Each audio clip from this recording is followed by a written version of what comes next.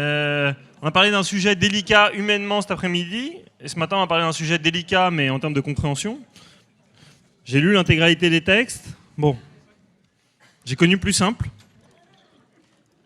Je ne parle pas du style, hein, mais j'ai connu plus simple. On va essayer de décortiquer, donc, comme vous voyez derrière moi, la mise en œuvre et l'esprit de la réforme avec, et c'était un peu comme ça que cette table ronde a été bâtie cet après-midi, l'architecture, l'intégralité des points de vue qui vont être exposés, l'État, la mise en œuvre dans les départements, dans les régions, puisque vous voyez que Johan Orsier est indiqué sur la table ronde. Si vous le connaissez, vous voyez qu'il n'est pas là, mais par la magie de la technologie, il sera avec nous tout à l'heure en distance. On ira ensuite dans une fédération en Meurthe-et-Moselle. Et on terminera évidemment avec un binôme national qui nous éclairera sur les points de vue techniques et le portage politique avec vous, Madame la Présidente, qui, comme ce matin, vous nous évitez l'infamie d'avoir une table ronde 100% masculine. C'est promis, ce sera la première des priorités pour la table ronde de l'an prochain. Peut-être que moi-même, je donnerai l'exemple en incarnant, en révélant la part de féminité forte qui est à moi. Je m'inquiète pas. Voilà, comment ça, il y a du boulot, je vous en prie. Voilà. Donc, sur ces entrefaites, Benjamin Voisin, merci d'être avec nous. Vous êtes adjoint à la DGCS et donc évidemment, ces textes, vous les connaissez. La plupart des gens qui sont dans la salle les connaissent aussi. Est-ce que vous pouvez nous expliquer peut-être, nous donner votre éclairage sur cette réforme? Comment est-ce que vous avez construit les textes, pensé les effets pervers possibles, à la marge, évidemment, à la marge? Et peut-être nous donner une petite... vous n'êtes pas un oracle, mais votre avis sur la mise en œuvre là, dans les mois à venir. Merci à toutes et à tous. Merci Madame la Présidente d'avoir invité la DGCS à cette table ronde de cet après-midi et ainsi de nous donner l'occasion de présenter cette réforme effectivement très importante des services d'autonomie à domicile. Réforme dont vous avez évidemment tous entendu parler, j'en suis certain, que vous commencez même à mettre en œuvre sur les territoires et ce sera l'occasion, on aura un échange, j'imagine, avec des questions, certaines techniques auxquelles je m'efforcerai, en lien avec des collaborateurs qui sont dans la salle, de répondre. D'abord,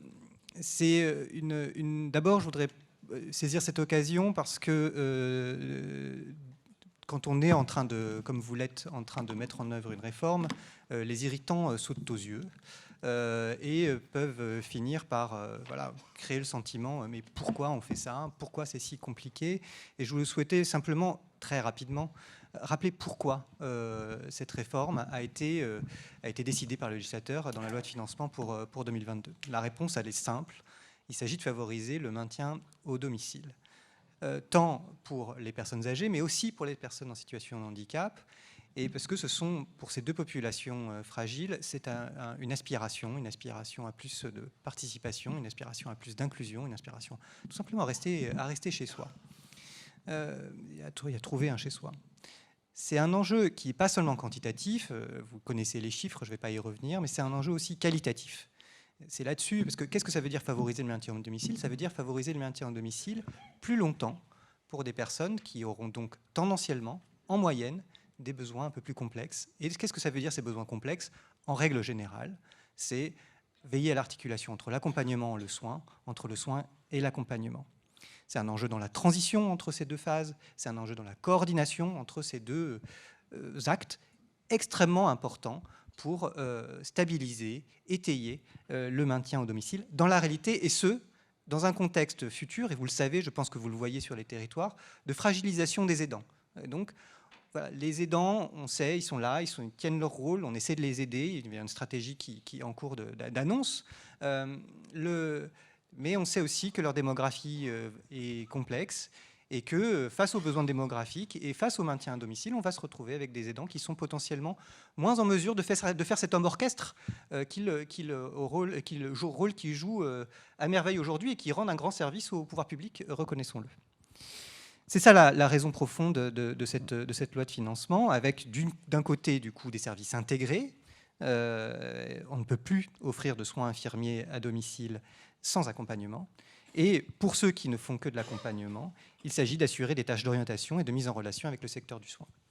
dit comme ça, on voit bien. Enfin, je pense que ça m'importait comme ça de le redire, juste pour se dire pourquoi on fait ça, pourquoi ces difficultés que vous rencontrez sur le terrain. Il y a quand même une finalité d'intérêt public à laquelle je crois, à laquelle le gouvernement croit, à laquelle je pense vous souscrivez.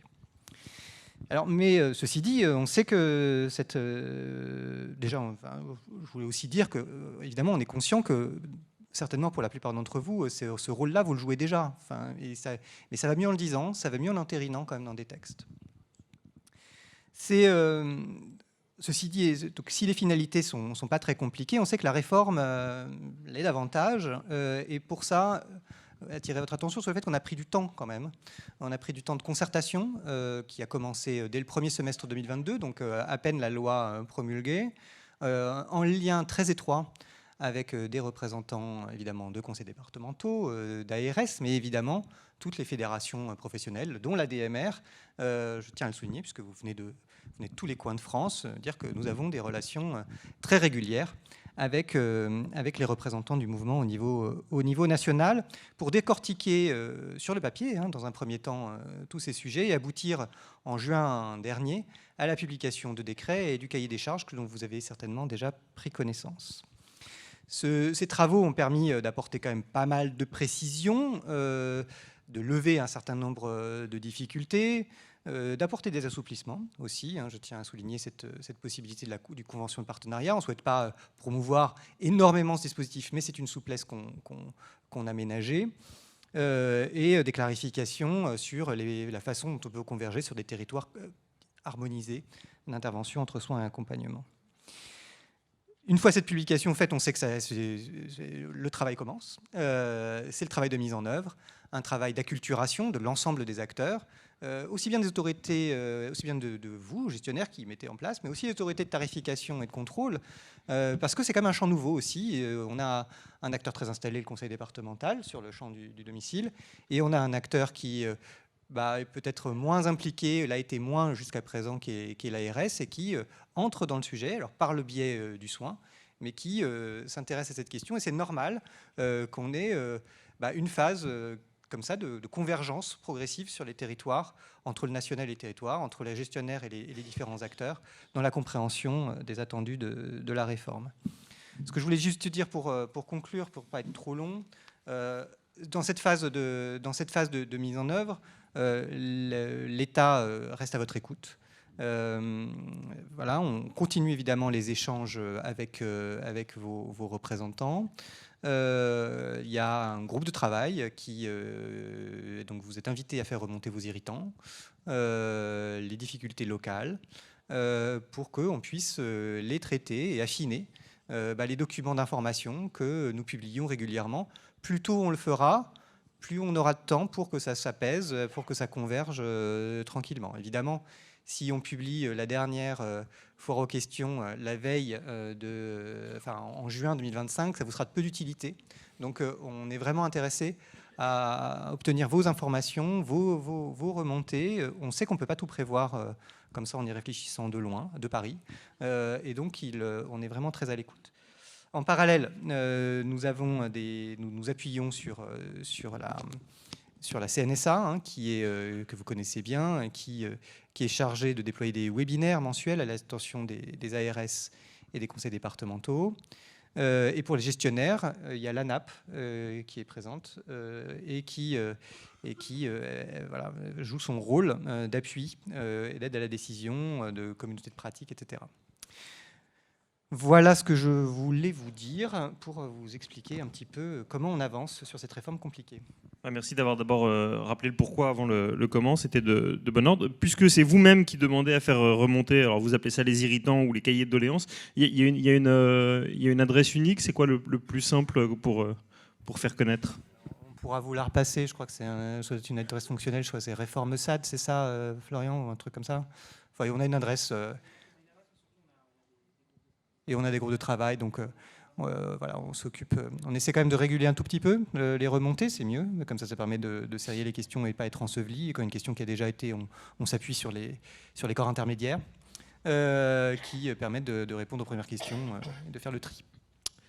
Merci beaucoup. On va avancer dans ce tour de table. Donc, avec votre voisin, Philippe Pichery, vous avez été présenté comme un acteur de premier rang du soin à domicile, à savoir le conseil départemental. J'ajoute, parce que ce n'est pas sur l'affiche, mais que vous êtes également vice-président de la CNSA, donc c'est quand même un peu des sujets que vous connaissez bien. Est-ce que vous portez le même regard que votre voisin sur le pourquoi? Je suis sûr que oui. Sur le comment, je suis sûr que je vais réussir à trouver une légère divergence.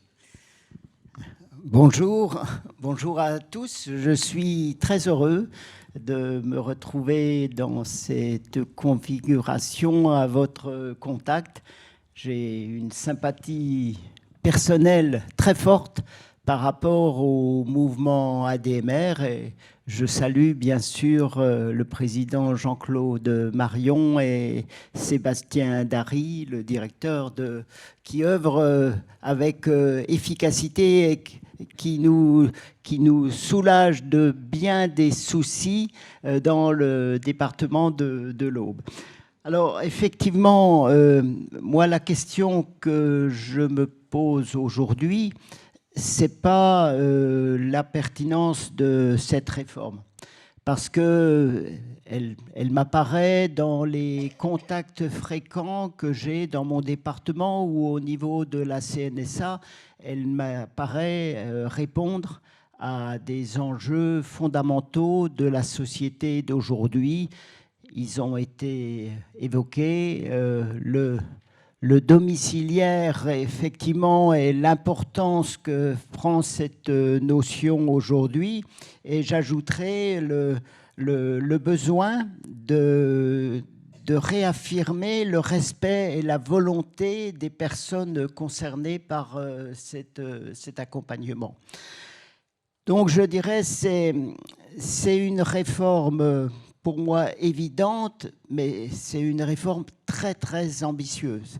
Je pense que ces dernières années, on n'aura pas connu de réforme aussi impactante et aussi majeure qui concerne les activités que nous menons. Parce que cette réforme, elle a l'ambition d'apporter une réponse complète par rapport à une problématique. Et donc, ça a été évoqué, on va œuvrer dans des directions multiples. On parle aussi, indépendamment d'accompagnement, bien sûr, d'aide à l'insertion sociale, de lutte contre l'isolement, des actions de prévention, des créations de centres de ressources territoriaux, de soutien aux aidants, de virage numérique, de renforcement de l'attractivité des métiers. Quel programme, quel programme. Donc la position qui est celle du département de l'Aube, de son président, mais de tous mes collègues, c'est de nous investir à fond sur cette réforme. On n'est qu'au tout début, hein, le texte, le décret est paru le 13 juillet, il y avait les vacances, donc on est en ordre de marche bientôt pour co-construire cette réforme avec l'ensemble des partenaires. Et pour moi, c'est un point essentiel de cette réforme, c'est que ce que l'on mettra en œuvre dans l'Aube sera spécifique à l'Aube. Ce sera pas, il n'y a pas de modèle on pourra avoir des partages d'expériences, bien sûr, des enrichissements de la démarche collective, mais on doit construire dans chaque département quelque chose d'unique. Et moi, ça me plaît beaucoup. Je défends toujours la liberté d'innovation, d'initiative de nos territoires qui sont différents, mais il faudra qu'on soit très attentif en termes d'équité pour les personnes, que les fondamentaux soient réellement appliqués. Donc, moi, je suis impatient avec les acteurs locaux du département de l'Aube de construire ce qui va sortir de cette réforme. 2 ans, ça va passer très très vite. Et la tâche, je crois qu'il ne faut pas la sous-estimer. La tâche est vraiment considérable et plus vite on s'y mettra. Et j'aurai peut-être l'occasion d'aborder après la méthode que l'on doit mettre en œuvre pour réussir. Ceci étant, et ce n'est pas un propos de circonstance, hein, ce n'est pas parce que je suis devant vous, je le dirai dans n'importe quelle configuration d'instance, l'ADMR de l'Aube va être un partenaire, le partenaire essentiel, parce que la finalité pour nous, c'est de couvrir tout notre territoire avec une offre de services autonomie domicile mixte. Et donc, c'est vraiment le levier et l'acteur qui nous permettra, on l'espère, de réussir. Mais le chemin va être compliqué, hein. Je voudrais faire comme ce matin et garder vraiment du temps pour les échanges avec la salle. Donc, je voudrais revenir avec vous tout de suite pour qu'on clôture ce premier tour de table. Revenez sur ce que vous attendiez de la méthode, alors. Alors, bon, la méthode que l'on... Il y a dans le décret, dans ces annexes, on nous indique quelques directions, et les directions qui sont indiquées sont celles auxquelles on a pensé. Actuellement, donc, on est en train de constituer un comité de pilotage département ARS. Alors, j'en profite pour dire, j'entends des fois, souvent même, des configurations où le département ne s'entend pas avec l'ARS, où il y a peut-être des enjeux de pouvoir, ce qui, à mes yeux, est complètement ridicule. Et par rapport au sujet que l'on traite, mettre des enjeux de pouvoir sur des problématiques fondamentales de telle nature, c'est vraiment pas opportun. Moi, j'ai la chance dans l'Aube, on s'entend bien et je souhaite continuer à collaborer et à co-construire, bien sûr, avec la délégation territoriale Aube de l'ARS. On a une petite difficulté, c'est que la directrice a changé et la directrice nouvelle vient d'arriver. Donc, c'est au contraire peut-être une chance de construire ensemble quelque chose qui marquera l'avenir. Donc, première phase, comité de pilotage.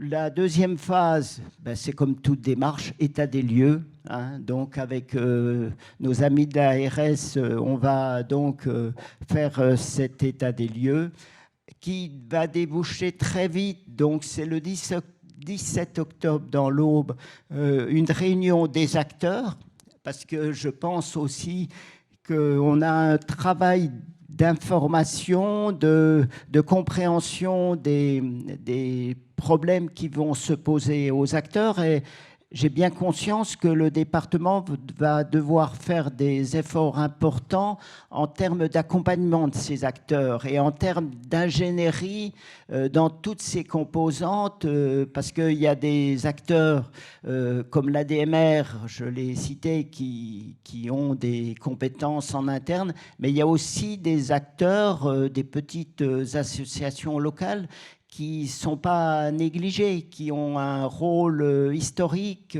qui sont quand même dans le paysage et qui apportent des services de qualité. Donc, il va falloir monter en connaissance l'ensemble des acteurs. Et puis après, il faudra que l'on rédige, que l'on élabore des scénarios et une feuille de route. Et donc, moi, j'imagine un peu déjà ces scénarios, notamment par rapport à la couverture, comment on peut arriver à couvrir le territoire. Et puis, bien sûr, après, il faudra déployer tout ça. Mais il y a je pense qu'on ne mesure pas à l'heure qu'il est la complexité des questions qui vont se poser. Je pense dans le décret, les choses sont dites simplement, mais par exemple, il y aura des questions juridiques qui ne seront pas faciles à régler par rapport à la fusion-absorption, par rapport au statut des personnels qui rejoindront une même entité. Donc, c'est toutes ces questions, j'en ai cité que quelques-unes, que l'on va avoir à régler. Mais bon, si on s'y met tous dans un bon état d'esprit, et le temps, encore une fois, va passer très très vite, il ne faut surtout pas attendre pour démarrer. Il n'y a aucune raison qu'on ne réussisse pas. On vous prend au mot, puis ça va créer de l'emploi pour les conseils juridiques, donc c'est plutôt une bonne nouvelle. Alors, normalement, on doit être à distance avec Johan Orsier. Est-ce que vous nous entendez ? Oui, je vous entends bien. Est-ce que vous m'entendez, vous ? On vous entend très bien, on vous voit très bien. Très bien, parfait. Voilà, donc vous êtes le nouveau venu dans la question du domicile, comme disait Benjamin Voisin en ouverture. Donc, pour éviter justement les conflits de pouvoir dont parlait Philippe, après vous, il y a Jean-Marc Lucien qui parlera. Donc, vous êtes du même département, donc il n'y a pas de souci. Le lobby Meurthe-et-Mosellan étant puissant, j'espère que vous serez alignés. Quel est l'éclairage alors de l'ARS sur ce texte ? Alors, déjà, bonjour à toutes et à tous. Et, je voulais saluer toute l'équipe de l'ADM Meurthe-et-Moselle, Monsieur Lucien, et souligner leur engagement au quotidien. Pour nous, ARS, au niveau territorial, je parlais de la Meurthe-et-Moselle, le virage domiciliaire, c'est capital, c'est un enjeu très fort. Il y a de fortes attentes. Ça a été rappelé en termes je dirais de nouveaux besoins qui émergent au sein de la population, vivre le plus longtemps à domicile. Les usagers nous disent aussi qu'il y a une offre parcellaire, fragmentée, et qu'il y a besoin d'unité et de cohérence. Mais surtout, nous, ce qu'on a observé, c'est par exemple lors des tensions estivales ou hivernales aux urgences, c'est l'aval de l'aval, en disant les organismes d'aide à domicile jouent pleinement un rôle puissant de fluidité, de continuum de prise en charge, pour éviter ces ruptures de prise en charge. Et donc, nous, cette réforme, nous la regardons d'un regard bienveillant parce qu'il y a déjà eu des expériences, notamment les services polyvalents d'aide et de soins à domicile, SPASAD, qui ont témoigné de cette capacité de regrouper le soin à domicile et l'aide, et les retours qui ont été faits sur ces expérimentations, en tout cas, semblent être positifs. Donc, on ne part pas de rien, il y a déjà un terreau d'expérimentation sur ça. Après, la réforme, et je souscris ce qui a été dit précédemment en disant que c'est une réforme ambitieuse, elle ne pourra se faire qu'avec une étroite collaboration ARS département, mais en Meurthe-et-Moselle et dans l'Aube, je pense que ça sera le cas. On travaille déjà ensemble. Il y aura cette double tarification, mais c'est le cas en EHPAD. En tout cas, nous, on est vraiment conscient qu'il y a un enjeu. Ça a été rappelé, je ne vais pas rentrer dans le détail technique, mais il y a aussi un autre enjeu qui mérite d'être souligné, c'est l'enjeu ressources humaines. C'est-à-dire qu'aujourd'hui, il y a ici ou là des postes vacants. C'est difficile pour les structures d'aide à domicile de recruter.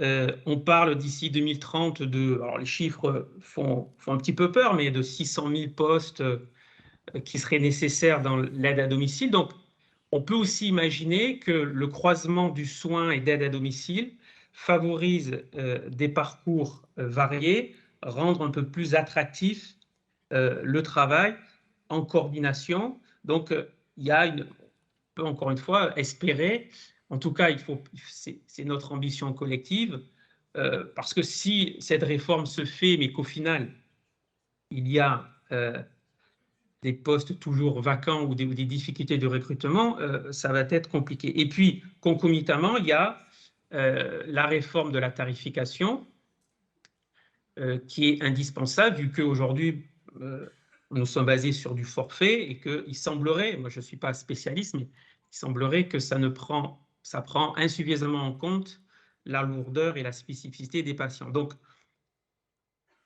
la méthodologie a été déclinée dans le cahier des charges. Il y a des comités de pilotage qui ont eu lieu entre département et ARS Meurthe-et-Moselle pour définir un plan d'action. Je rejoins parfaitement en disant qu'il n'y a pas une guerre de pouvoir entre SIAD et SAD. Certes, sur les départements, il y a moins de SIAD que de SAD, c'est vrai, mais l'objectif, c'est de travailler ensemble. Donc, le calendrier pour mettre les choses en place est défini. Il y a donc ce comité de pilotage. Nous allons inviter, bien sûr, les représentants des SIAD et des SAD. Ça a déjà été fait, mais d'une manière un peu plus poussée. Voilà, c'est un travail collectif. Nous, ce que nous souhaitons au final, c'est qu'il n'y ait pas de zone blanche, bien sûr, en termes de services autonomie à domicile, qu'il n'y ait pas de rupture pour les usagers, et qu'au final, l'aidant s'y retrouve et que cette réforme rende un peu plus lisible ce qui peut paraître complexe pour les aidants et pour les usagers. Voilà en quelques mots ce que je tenais à vous dire aujourd'hui. Merci beaucoup. En revanche, restez avec nous, comme ça, s'il y a des questions qui arrivent directement pour la région, évidemment, je vous les bascule. Merci donc pour ce premier triptyque du côté des pouvoirs publics. On va voir comment la réforme est appréhendée du côté de la DMR avec un second triptyque. Jean-Marc, je vais vous laisser vous emparer d'un micro. Je crois qu'il y a un consensus qui est en train de s'établir autour de la table, c'est que c'est une réforme importante. Vous ne l'auriez pas nécessairement demandé comme ça, mais maintenant vous allez en faire un atout, comme on dit dans les conférences de développement, hein, transformer la contrainte en opportunité. Voilà, conférence TED. Donc, dites-nous un peu, vous, ce que vous voyez dans les mises en œuvre, notamment quand on avait échangé, vous me rappeliez une spécificité territoriale de la Meurthe-et-Moselle assez simple à voir quand on regarde une carte de France, c'est que vous êtes un département frontalier. Mais en quoi est-ce que cette réforme-là impactera encore plus spécifiquement votre travail au quotidien ?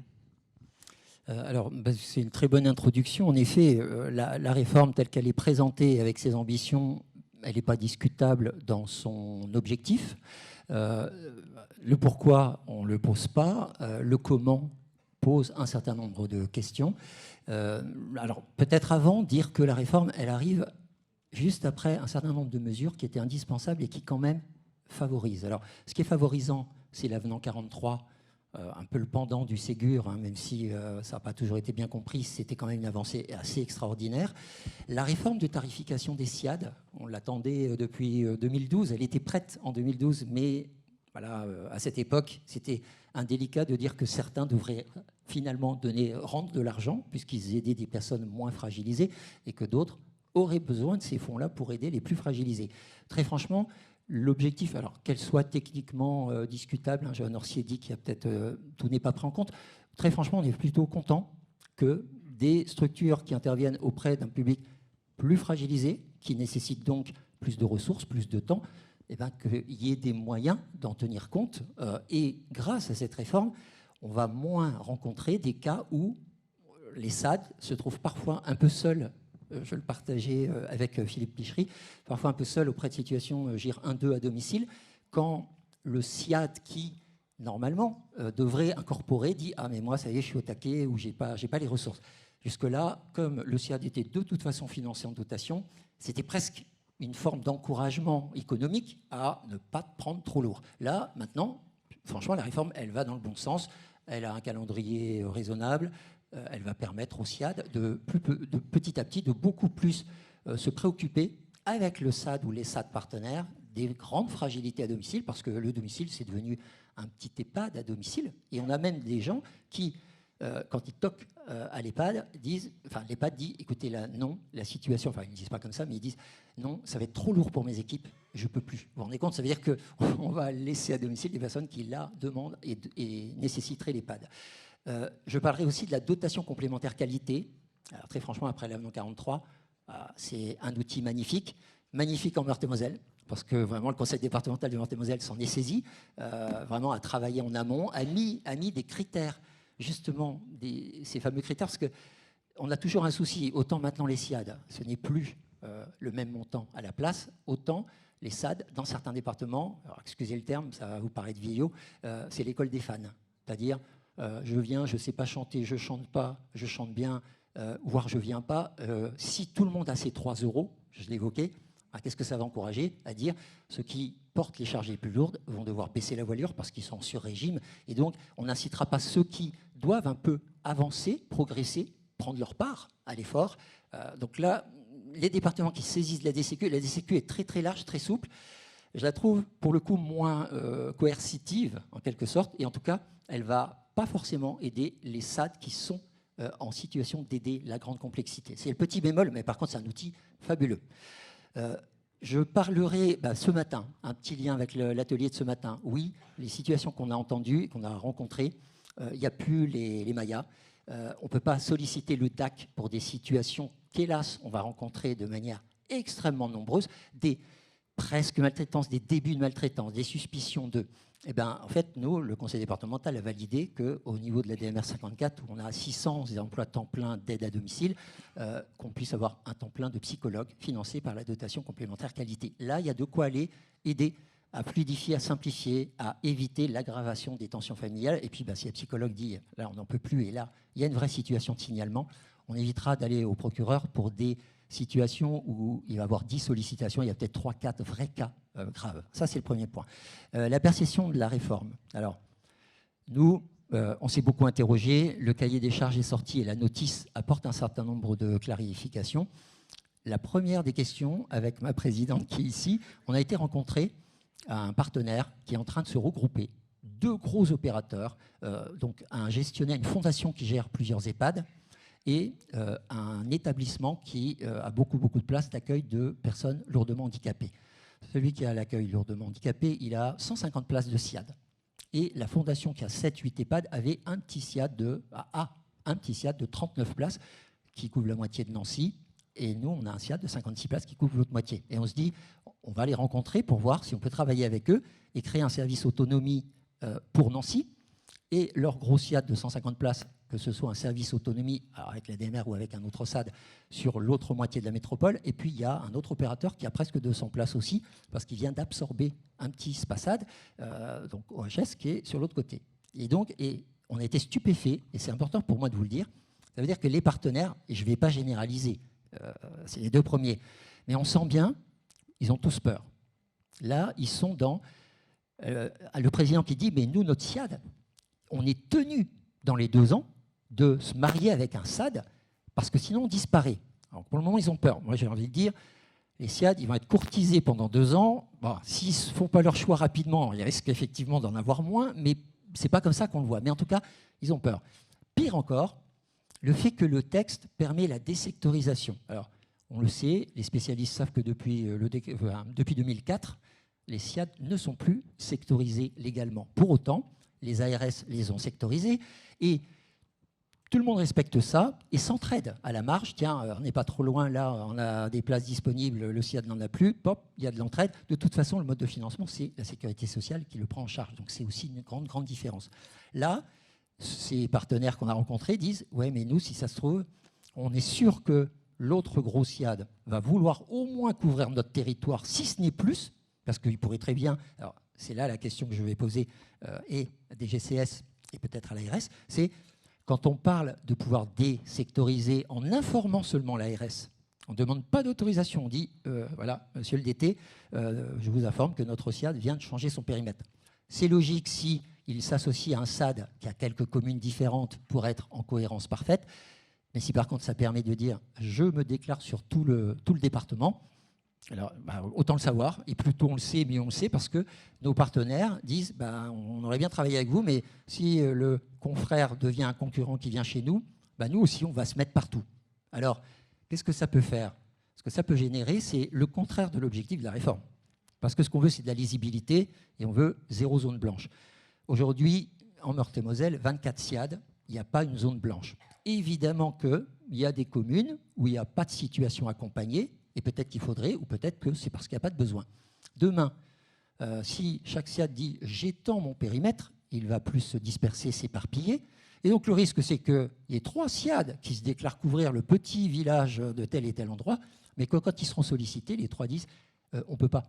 Pour des raisons objectives, ils auront sans doute toutes leurs ressources impliquées dans les centres un petit peu plus urbains ou un peu plus denses auprès de situations complexes. Mais voilà, nous, comme les conseils départementaux, on se dit attention aux fausses zones blanches. On pourrait avoir 3 SIAD, donc SAD, qui diraient je couvre tel ou tel endroit, et le risque ce serait de ne pas le couvrir. Alors, après, d'un point de vue ADMR, nous, évidemment, l'ARS et le conseil départemental nous disent bon, montrez-nous un peu votre jeu, donc dites-nous vos primo-intentions. Ce n'est pas si facile que ça, et en même temps, c'est facile. Ce n'est pas si facile parce qu'on ne connaît pas les précisions, et l'ARS et le conseil départemental, ils ont besoin de connaître un peu nos intentions pour commencer à y voir clair. Mais nous, comme on ne connaît pas vos intentions et votre décryptage de la loi, c'est un peu plus difficile. Et on ne connaît pas les intentions des confrères, concurrents. Les confrères, les partenaires peuvent devenir des concurrents et l'inverse aussi peut-être. Alors, notre primo-intention, elle est évidente. L'ADMR, c'est un réseau, et je crois que là, c'est partagé en France entière. C'est un réseau qui est implanté partout, qui aide toutes les populations, et notamment les plus vulnérables, et qui souvent est celui qui va accompagner le plus de GIR 1-2, donc de gens fragilisés. Donc, ce réseau, il est implanté en proximité. Il y a 29 SAD ADMR en Meurthe-et-Moselle, il y a 24 SIAD. Ce n'est pas exactement les mêmes périmètres, mais vous voyez, ce n'est pas si loin. J'espère que demain, une réforme de cette ampleur, et je pense surtout à mes collègues de département où il n'y a même pas de SIAD ADMR, et pourtant les SAD ADMR couvrent, alors bon, dans l'Aube c'est le cas, il y a les deux, mais on parlait des Vosges ce matin, l'ADMR des Vosges est comme l'ADMR de Meurthe-et-Moselle, le premier intervenant dans le cadre de l'APA, et sur toutes les communes du département. Ils ne choisissent pas les communes faciles.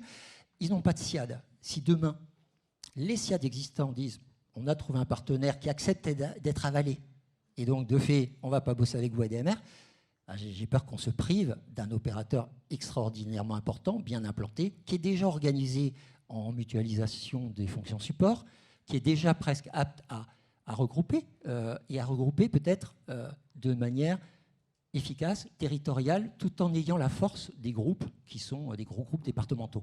Et j'ajouterai, parce que je ne veux pas que mon propos soit trop long, que on a déjà, enfin, on souhaite, et donc quand je disais c'est facile, je regarde ma présidente, on a dit, c'est très simple, l'ADMR, SAD, et on a écrit aux deux, même avant que l'ARS nous le demande, à l'ARS au conseil départemental, en disant, pour nos SAD, il est évident que nos SAD doivent et veulent devenir des SAD mixtes, puisqu'on accompagne la grande fragilité, qu'on ait ou pas un SIAD sur le même territoire. Par contre, nos SAD ne veulent pas se faire absorber et disparaître avec et leur histoire et leur projet, et le projet politique et les valeurs du mouvement ADMR. C'est un mouvement qui est très proche des élus locaux, c'est un mouvement de développement local, de bon sens, mais aussi de proximité. Et donc on ne veut pas être avalé, mais on veut aussi trouver, proposer aux SIAD potentiellement partenaires, une formule où il ne serait pas obligé d'être avalé. Et il en existe juridiquement, mais évidemment c'est complexe, tout est complexe, mais quand on a de la bonne volonté, on finit par trouver.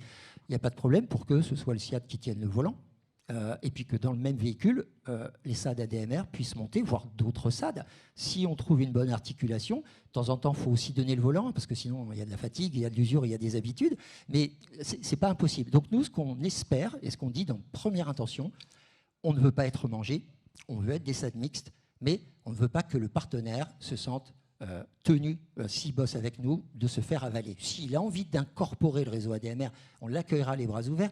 On est les spécialistes du domicile. Si des hôpitaux gèrent des SIAD, nous, on n'ira jamais gérer l'hôpital. Ce n'est pas notre métier, ce n'est pas notre cœur de métier. On n'est pas des spécialistes. Par contre, l'hôpital n'est pas un spécialiste du domicile pour autant, même si, et Johan Orsi l'a dit, on a beaucoup de travail en partenariat, l'amont, l'aval. Donc, et pour nos SIAD, on veut la même chose. on propose que nos SIAD puissent travailler sans être absorbés ou sans devoir fusionner, mais avec une étroite articulation, je parle plus d'articulation, et que les SIAD qui ne sont pas, enfin nos propres SIAD, veulent travailler avec les SAD, y compris des SAD qui pourraient être non ADMR.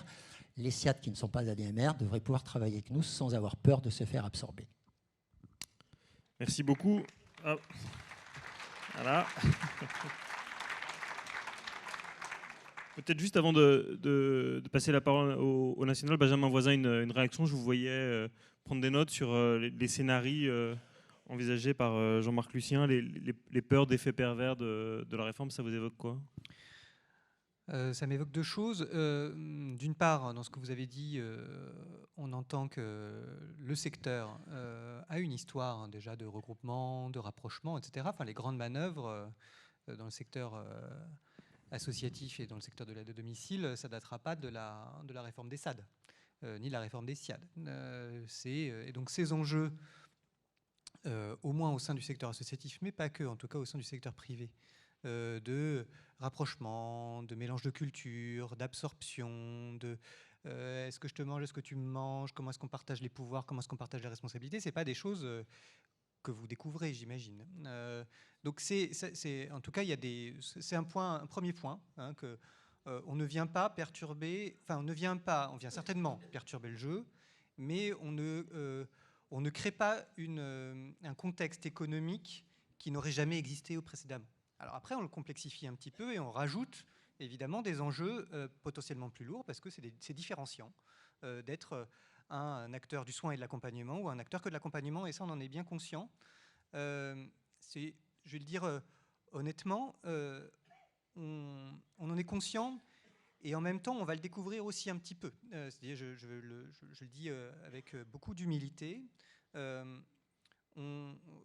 On va être avec vous pour suivre quand même un secteur économique et qui va se comporter comme un acteur économique. Notre culture, spontanément, c'est une culture de l'établissement. C'est une culture qui n'est pas forcément celle du service, de la compréhension de ces jeux compliqués de part de marché.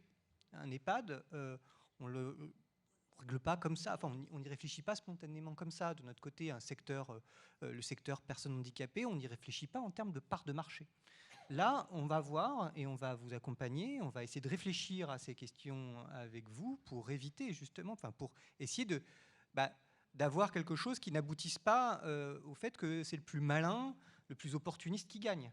Parce que cette réforme, et c'est pour ça que les autorités de contrôle et tarification, elles sont là pour veiller à l'intérêt général. Et on est sur une politique publique qui est à destination de personnes fragiles, et l'intérêt général les autorités sont là pour y veiller. Donc voilà, donc ce que vous disiez sur des comportements opportunistes, disant ah bah ouf, tiens, hop, moi je suis SIAD sur tout le département et donc du coup, mais j'ai aucunement l'intention d'intervenir sur tout le département, mais je dis que je suis sur tout le département pour être la plus belle. Voilà, ce sont des choses qu'on regardera avec beaucoup d'attention. Il y a potentiellement, parce qu'on change le jeu, des trous ou des choses des boulons à resserrer, des vis à mettre parfois, si jamais c'est nécessaire, et on le fera. C'est pour ça qu'on est à l'écoute aussi de ça. Et on sera vraisemblablement, parce qu'on n'est pas, nous, au quotidien, dans la jungle de la part de marché et de la compétition. Voilà. Donc on aura peut-être besoin d'être déniaisé sur certains aspects, mais faites-le. Parce qu'il faut qu'on comprenne les choses et qu'on puisse aboutir à un résultat d'intérêt général. Je note que l'emploi du verbe déniaiser est tout à fait à propos. Non, mais j'aime beaucoup. Et la salle aussi. Merci beaucoup pour cette réponse forte à propos. On va clôturer ce premier tour de table avant de vous laisser la parole. Jérôme, vous me disiez lors du déjeuner que le cahier des charges élaboré pour cette réforme, il est deux qualificatifs auxquels on ne s'attendait pas nécessairement. Il est très moderne et il est très souple. Donc en fait, il y a quand même un certain nombre de bonnes nouvelles là, sous-jacentes. Oui, alors je vais mettre mes lunettes parce que le service d'autonomie n'est pas loin. Juste, avant de rebondir sur le cahier des charges, je suis d'accord avec toi, Jean-Marc, on peut donner le volant, mais attention de ne pas y laisser son permis, hein, justement, par rapport à cette question de l'autorisation. Oui, ce dont on discutait à midi, c'est le cahier des charges, parce qu'on parle beaucoup des territoires. On parle beaucoup des enjeux de place de marché ou ce genre de choses, mais il y a aussi un texte quand même qui est important, c'est le cahier des charges. C'est qu'on va devoir, c'est la feuille de route, c'est ce qu'on va devoir appliquer, c'est le fonctionnement du service. Les cahiers des charges, on en avait avant, on sait ce que c'est.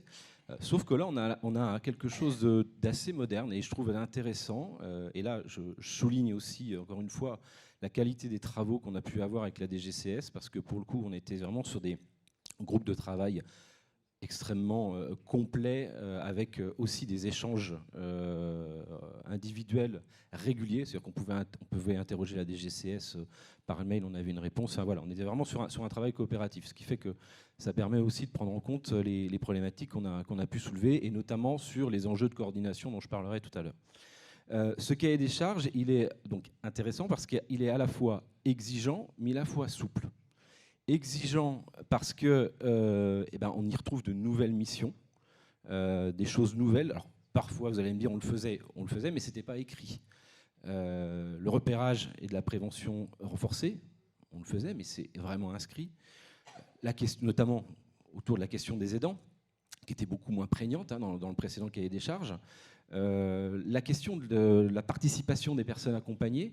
Alors, on n'est pas dans un CVS tel que l'établissement, mais c'est écrit quand même dans le cahier des charges qu'il va falloir travailler sur cette question-là. D'ailleurs, au niveau de l'Union nationale, on a un axe dans les plans d'action sur ce sujet-là aussi.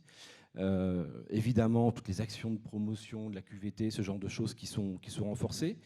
Le projet d'accompagnement personnalisé, qui parfois pouvait avoir plusieurs sémantiques, parfois pas forcément suivi. Là, il est clairement établi. Un sujet aussi dont on a parlé ce matin, l'émission autour de la maltraitance et la promotion de la bientraitance. Je ne connais pas d'autres cahiers des charges de SMS aujourd'hui qui parlent de bientraitance, de maltraitance, qui parlent aussi de façon précise de la prévention renforcée, ce genre de choses, et puis qui parlent aussi de systèmes d'information uniques sur lesquels il va falloir travailler pour pouvoir échanger entre les différents services. Donc ça, c'est le côté un peu exigeant, mais à la fois, quelque part, moderne. Et puis, il y a cette souplesse aussi qu'accorde le cahier des charges, c'est-à-dire qu'on sait très bien que tous les services d'aide à domicile ne fonctionnent pas pareil, on sait très bien que toutes nos fédérations ne fonctionnent pas pareil non plus. Et donc, derrière, ce cahier des charges, il va se traduire clairement à travers un nouveau projet de service qu'il va falloir réécrire, retravailler. Alors après, se pose la question des moyens, mais Madame Daga en parlera peut-être tout à l'heure.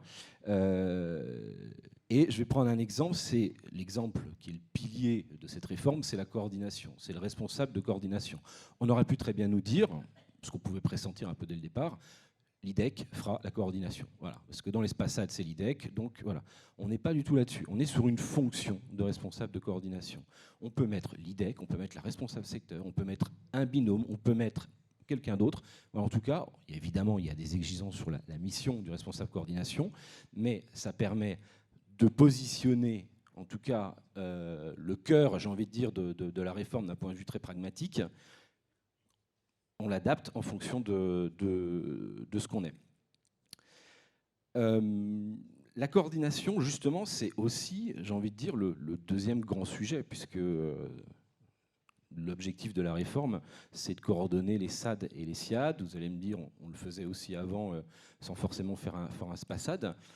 Mais ça va être vraiment le socle de cette réforme. Et il va y avoir des enjeux forts sur qui va assurer cette mission-là, où, parce qu'on se pose la question, moi j'ai pas la réponse aujourd'hui, est-ce qu'il vaut mieux positionner un coordinateur responsable de coordination en association? Est-ce qu'il vaut mieux le mettre en fédération? Ça, c'est des choses qui doivent être évidemment travaillées à travers le projet de service. Et puis, avec qui, avec quel outil? Donc, évidemment, avec NSI, on travaille déjà sur ces sujets-là.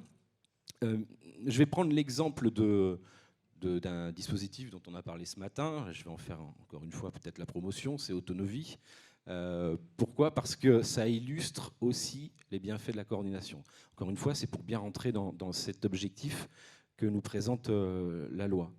On a fait une étude d'impact, alors qui n'est pas encore finalisée, mais on a déjà certains éléments. Donc sur notamment, alors on n'est pas évidemment Autonovi, c'est pas les services autonomie, mais si on se réfère essentiellement au sujet de la coordination, on se rend compte que 50% des sujets qui sont dans le cadre d'une coordination, des cas, j'aime pas le mot cas, mais on va dire des situations, voilà, je cherchais plutôt des situations, sont remontées par les aides à domicile. Déjà, on a quand même une valorisation aussi du travail des aides à domicile qui peuvent faire remonter à un référent spécifique, notamment le coordinateur, des problématiques. Elles font remonter aussi les aides à domicile que dans le cadre de la coordination, il y a une meilleure prise en charge, un meilleur ressenti et un diagnostic plus fin aussi des situations. Et puis, il y a les partenaires. On a aussi dans le cahier des charges des obligations de nouer des partenariats dans la mesure du possible. 25% des situations viennent des partenaires. Donc on développe là aussi un réseau de partenariats. Vous allez me dire, on le développait aussi avant, mais en tout cas, c'est intéressant de se le dire et de voir que la coordination y participe. Et pour ces partenaires, c'est un gain de temps et c'est plus d'efficacité. Et puis enfin, évidemment, c'est l'objectif de cette loi, les bénéficiaires. Pour les bénéficiaires, 85% d'entre eux trouvent qu'on est dans un accompagnement beaucoup plus personnalisé. C'est l'objectif aussi de la loi, les ruptures de parcours, ce genre de choses. Et je vais terminer par un chiffre qui va faire plaisir à tout le monde, j'imagine. 98% des personnes qui ont été interrogées déclarent que le dispositif, par les actions de coordination, permettent un meilleur maintien à domicile. Et là, je pense qu'on est clairement dans l'objectif de la réforme.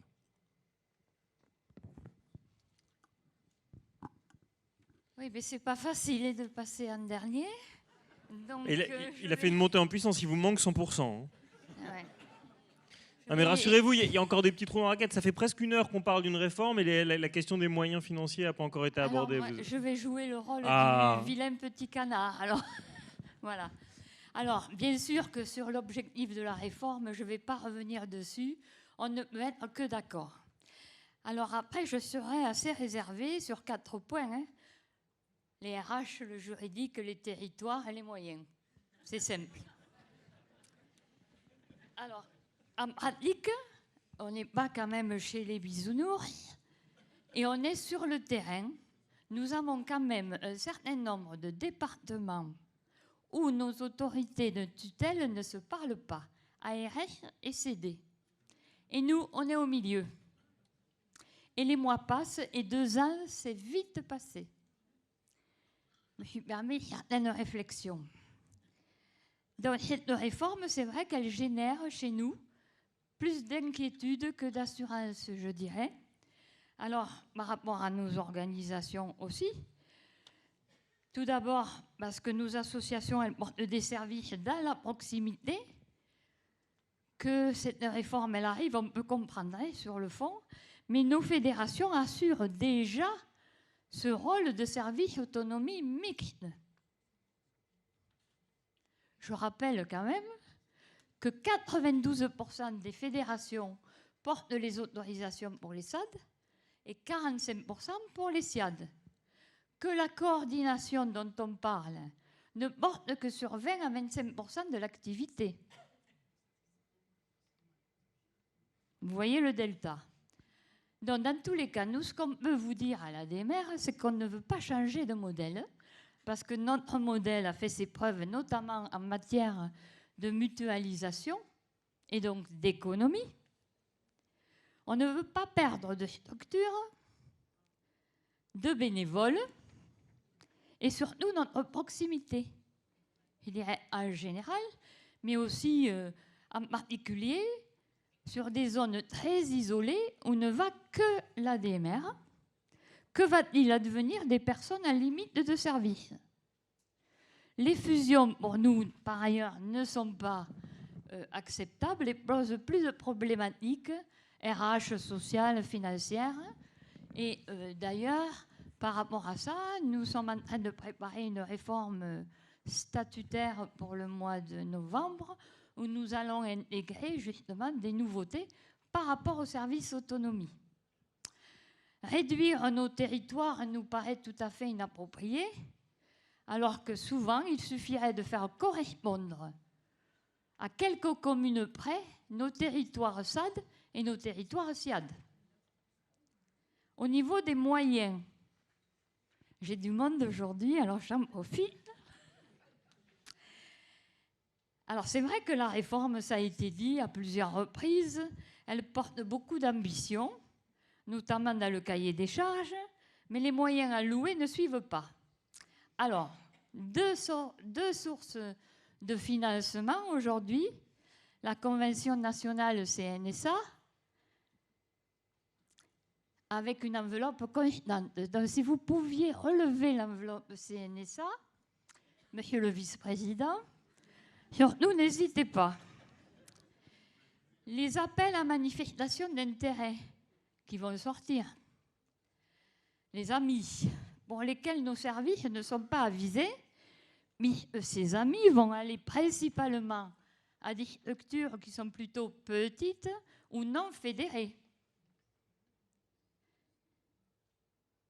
Tous ces petits points, alors de situation et peut-être d'humeur aussi, pour solliciter de toutes nos autorités de tutelle, alors je ne vais pas dire du bon sens, mais des échanges constructifs, on y tient beaucoup, en bonne intelligence, avec possibilité d'extension de territoire au besoin.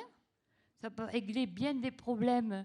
Et quand on a bien écouté Jean-Marc, on se rend compte que la question des territoires est quand même peut-être douloureuse. Garder notre organisation, avoir plus de moyens. Mais en même temps, je ne doute pas que la CNSA, comme la DGCS, ne soit pas bien au fait de ce que je viens de dire. Mais nous avons quand même eu 17 groupes de travail. Et c'est vrai qu'il y a eu beaucoup de souplesse qui a été introduite au fil de ces 17 groupes, et on vous en remercie.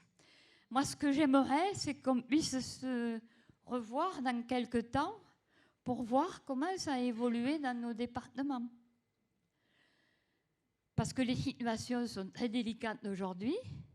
Sans moyens supplémentaires, on n'y arrivera pas, sachant qu'il y a des départements qui ne sollicitent pas les fonds CNSA aussi. Il y en a même qui n'ont pas donné l'avenant 43, dont on ne parle pas du 54. Voilà, ça c'est la fleur de sel. Voilà.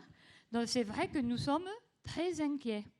On peut être d'accord sur les objectifs, mais nous sommes très inquiets sur le terrain.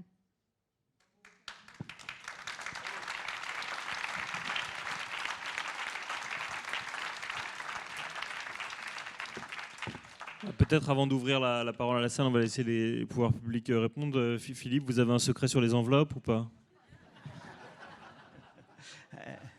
Je l'avais préparé et je l'ai oublié. Voilà.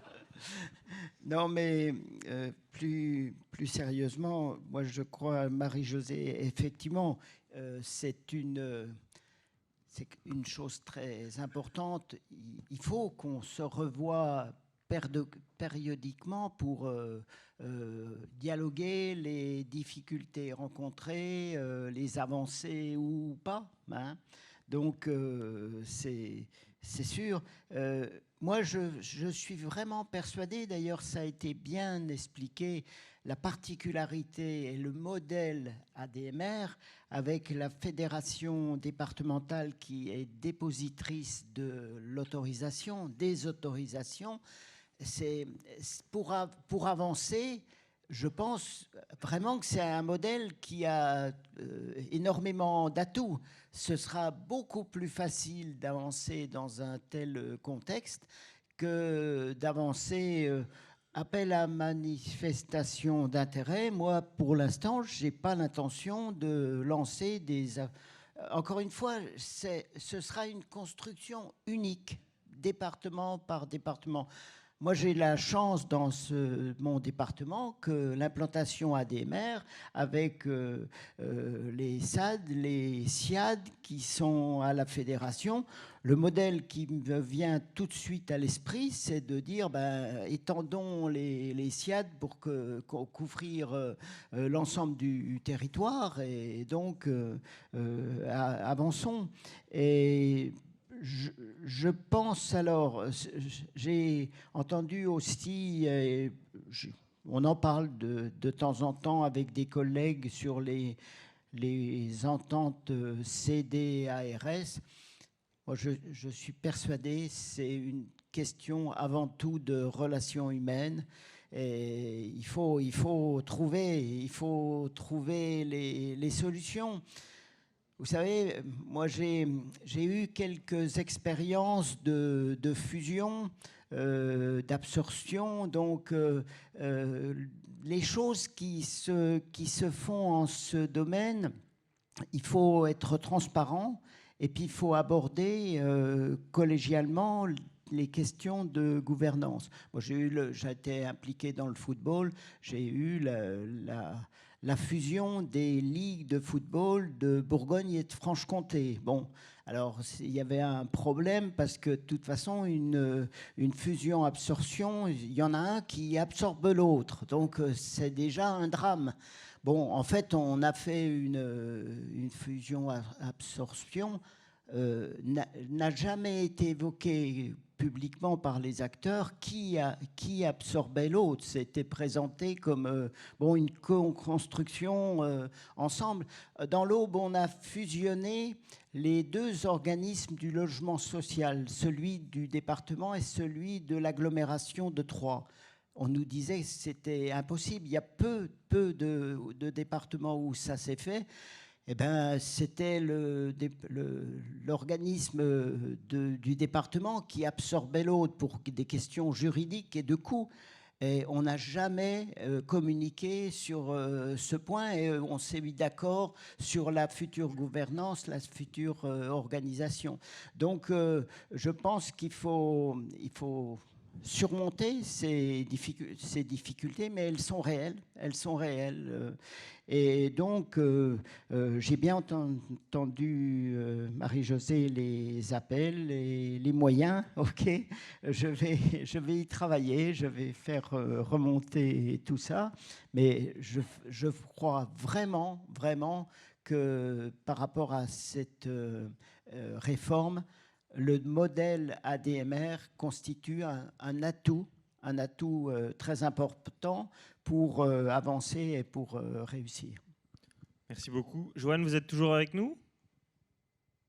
Oui. Oui. Non, il n'est pas parti. Non, je ne suis pas parti. Comment est-ce que vous entendez, vous, les inquiétudes de la présidente Marie-Josée Daguin, notamment sur les questions territoriales?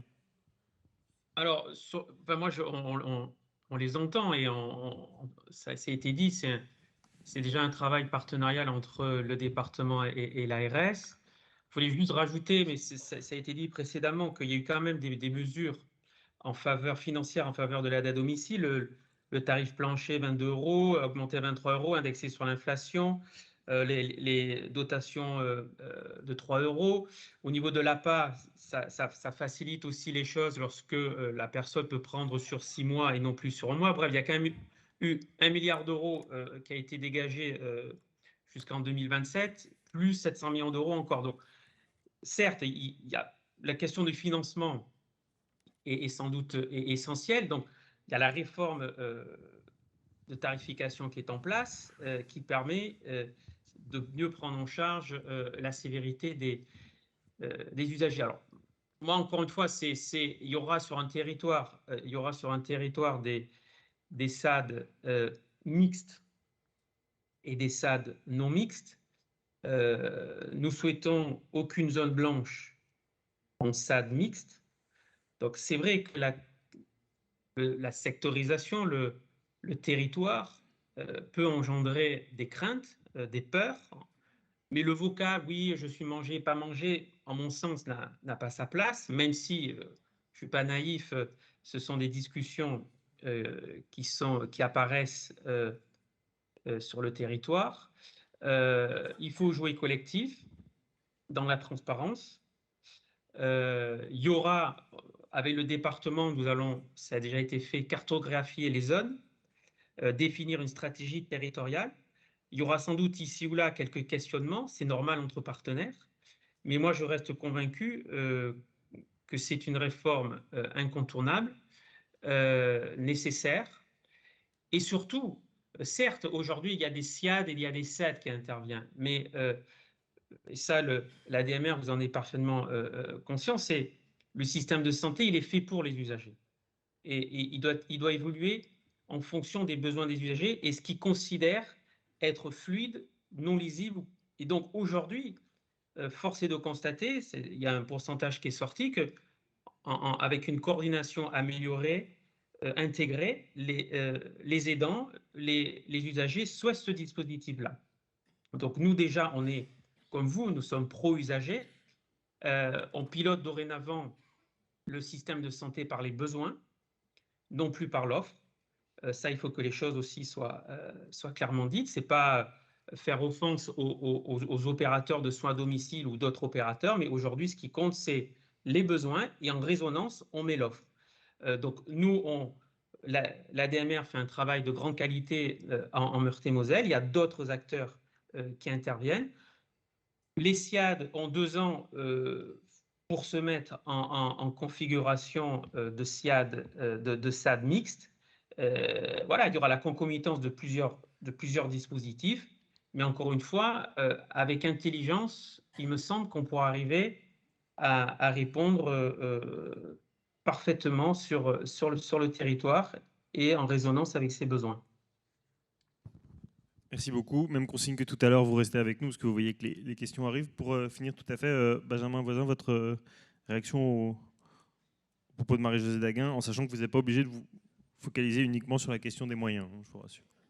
Parce que vous n'êtes pas ministre du budget et vous n'êtes pas ministre de la Santé. Donc. Et pourtant. Qu'est-ce que j'aimerais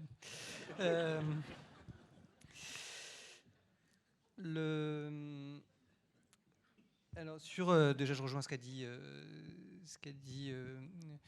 Monsieur Pichery sur la question du suivi. Évidemment, on suivra et territoire par territoire, ce sera important. On sera en lien avec évidemment avec notre réseau qui est celui des ARS, hein, qui a vocation, pour le compte de l'État, à avancer sur ces sujets, mais en lien étroit avec l'Assemblée des départements de France et puis les départements qui voudront bien nous parler.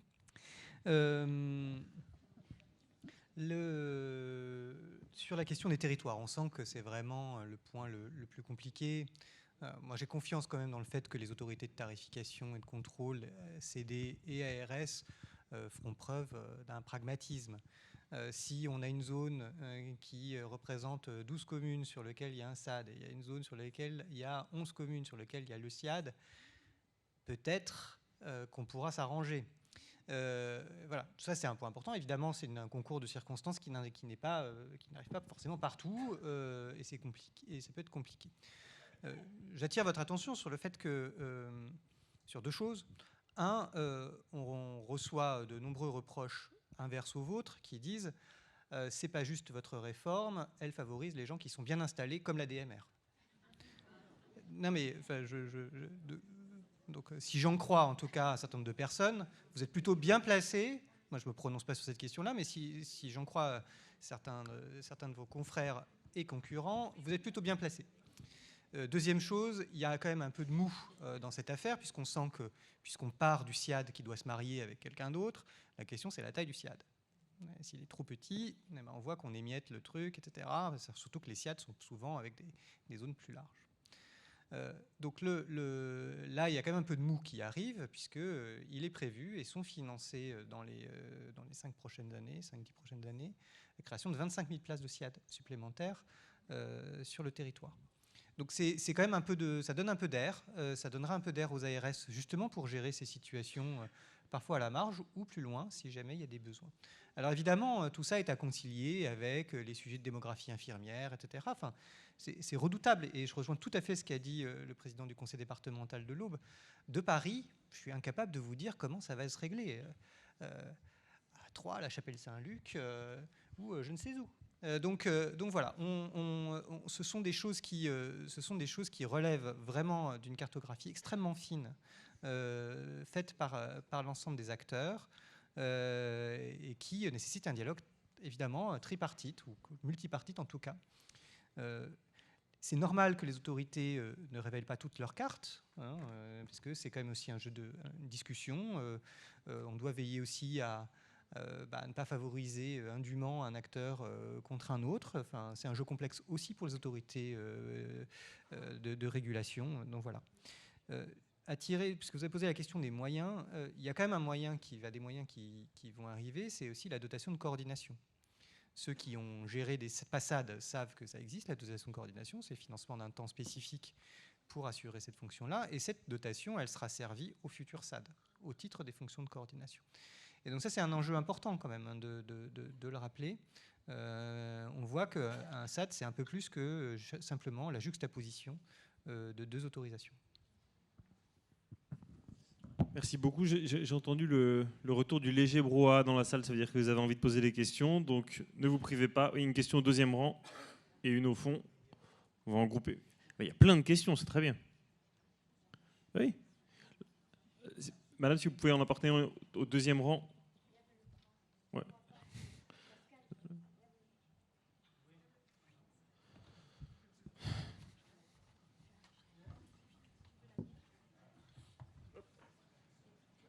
On peut les grouper, on peut les grouper. Quand vous avez le micro, allez-y. Non, mais moi, je ne me permettrai pas de prendre les questions de mes collègues, puisque chacun a bien compris que chacun, dans nos territoires, nous avions nos particularités. Donc, nous sommes avec Denis des Hautes-Alpes, parce qu'il n'y a pas que la Meurthe et Moselle en France. Voilà. Alors, pour vous dire que nous nous sommes emparés des enjeux de cette réforme avec énergie, beaucoup de travail et avec un vrai enthousiasme. Parce que nous ne voulons pas être les spectateurs d'une réforme qui se ferait sans l'ADMR.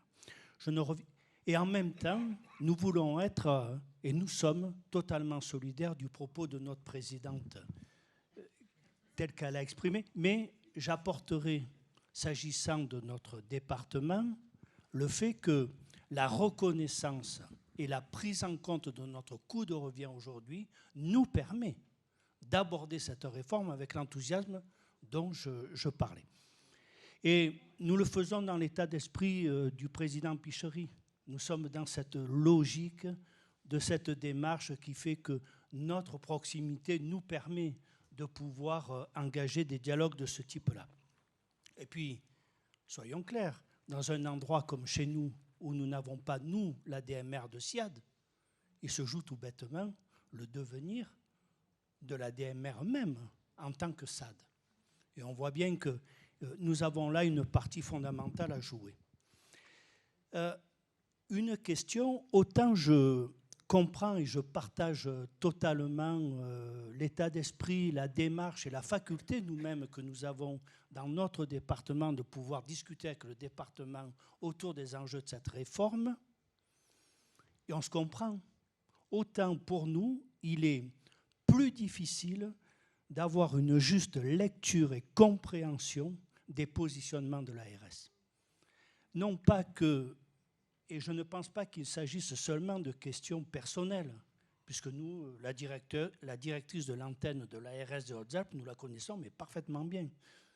Mais les ARS, en leur sein même aujourd'hui, ne sont pas totalement et clairement au point sur l'espace de compétences et de prérogatives dont disposeront les antennes ARS au moment où, in fine du calendrier, il y aura des délibérations à prendre. Et je crois qu'il y a là un sujet qui est véritablement à examiner pour que l'avancée dans la réforme se fasse bien, au bon rythme, et avec les uns et les autres, la bonne compréhension de nos propres compétences. Moi, je crois qu'il y a là un sujet majeur.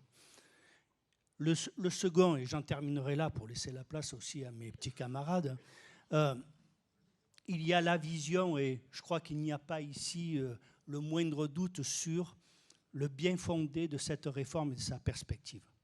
Mais une fois que l'on a dit ça, et nous, avec Denis, nous avons pris notre bâton de pèlerin, et moi je peux vous dire que nous rencontrons des maires, nous rencontrons la plupart des DICIA de notre territoire du département. Et il est clair quand même que l'ADMR est quand même un acteur sur les territoires qui parfois inspire la peur et la crainte. Et que moi j'ai demandé, et nous avons banni de notre vocabulaire les termes de fusion, les termes d'absorption, parce que c'est le plus sûr moyen d'être certain que nous ne parviendrons à rien. Par contre, les textes permettent d'entamer ensemble des périodes de fiançailles. Et que, ma foi, au terme d'une période de fiançailles qui serait enchanteresse, on pourra... parce que de la même manière que nous-mêmes, nous défendons notre identité, nos valeurs et notre histoire, les SIAD, eux aussi, chez nous, ben, ils ont une histoire, ils ont une identité. Il y a des hommes et des femmes qui les ont construits, ces SIAD. Et on parlait des enjeux de coordination, et c'est des sujets avec Jérôme qu'on a souvent vus. Il est clair que tout doit être mis sur la table. Tout. Et d'une manière extrêmement transparente et sans aucune arrière-pensée. Et je pense que c'est de cette manière-là qu'au bout du compte, nous parviendrons, et nous, c'est le souhait que nous formons et ce à quoi nous travaillons, de porter cette réforme, et en étant, nous, je pense aussi, la DMR, quand même les garants à un moment donné de l'intérêt général, qui se place quand même un peu au-dessus de considérations qui, parfois sur les territoires, mais ça c'est humain, c'est logique, qui sont parfois imbriquées dans des logiques d'ordre très partisane, et le CCS du coin, et le truc, et le machin. Bon, voilà. Voilà un peu, moi, ce que je voulais témoigner de notre propre expérience en ce moment. Merci. Et de nos questions. Joanne Orsier va vous répondre dans quelques instants. S'il y a d'autres questions, on ne pourra pas laisser autant de temps de parole à tout le monde. Là, c'était juste pour rééquilibrer la parole entre Languedoc et Languedoil, parce que le Sud avait été très largement flouté. Allez-y, madame. C'était pas vraiment le Languedoc, hein, excusez-moi, on est plutôt sur l'Est. Hein, c'est le Sud-Est. Justement, pour rétablir l'équilibre, parce que Locke a beaucoup parlé. Ok, pardon. Quand même. Un vieux machin historique en ce qui me concerne, pardon. Donc c'est la Bretagne qui parle, enfin le Morbihan en l'occurrence. Une réflexion quand même, je reviens sur les notions territoriales qui sont effectivement les enjeux de la réforme avec l'enjeu de pilotage, parce qu'effectivement, par où ça rentre et qui pilote quoi en fait. Hein. Donc je passerai sur la sémantique de fusion également, parce que ça peut être avec des expertises préalables, de l'accueil, ça peut être une fusion-création aussi pour permettre à chaque entité de se retrouver dans une nouvelle entité. Enfin, je pense qu'on a de la marge là-dessus et le GCSMS aussi peut être autre chose statutairement.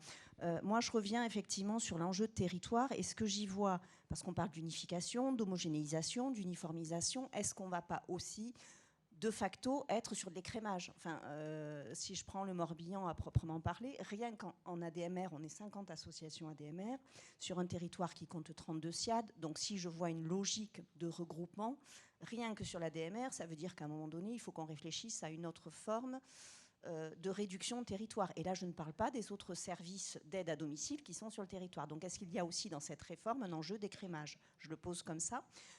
Deuxième point, effectivement, c'était la notion de port d'entrée et la notion qui est donnée dans le décret, qui vient impacter, me semble-t-il, l'essence même du regroupement, c'est-à-dire qu'on laisse le choix, et je le trouve très honorable, hein, ce choix du consentement, je ne remets pas ça en cause, mais dans le décret, il était aussi écrit que la personne qui est accompagnée a le choix, dans sa porte d'entrée SAD, de choisir un autre acteur que les membres du service autonomie. Donc comment concrètement on peut répondre de fait à une organisation fusionnée, puisque c'est ça qui est attendu d'une entité juridique unique, avec la notion de libre consentement de la personne qui peut aller choisir un autre SAD, notamment si on a écrémé au préalable le territoire. J'espère que j'ai été claire et bref.